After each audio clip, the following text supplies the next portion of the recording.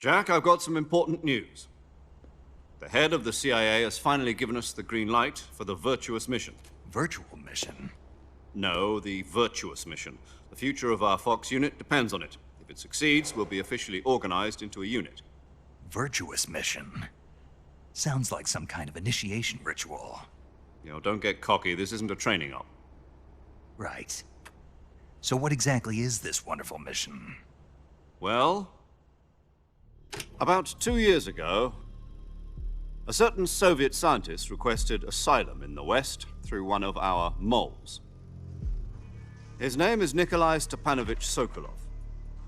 He's head of the OKB 754 Design Bureau, one of the Soviets' top-secret weapon research facilities, and the East's foremost expert on weapons development. Sokolov? Isn't he that famous rocket scientist? The very same. On April the 12th, 1961, the Soviets achieved the first manned spaceflight in history. The Earth was blue, but there was no God. Well spoken. The rocket that carried Yuri Gagarin into orbit was the A-1, known as the Vostok rocket. Sokolov is said to be the man most responsible for the multi-engine cluster used in that rocket.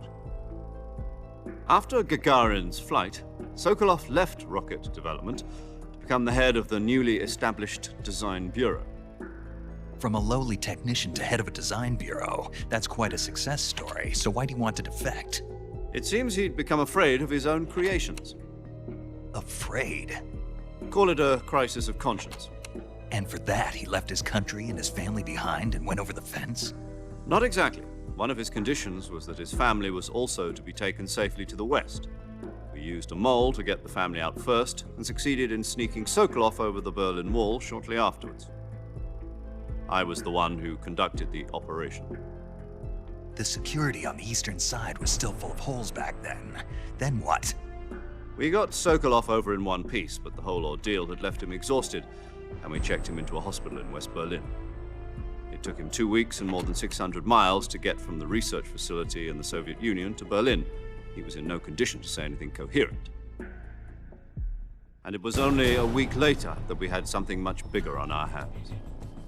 The Cuban Missile Crisis. October the 16th, 1962, President Kennedy received word that the Soviets were in the process of deploying intermediate-range ballistic missiles in Cuba. The President demanded that the Soviets dismantle and remove the missiles. At the same time, he announced a naval blockade to prevent further missile shipments from reaching Cuba.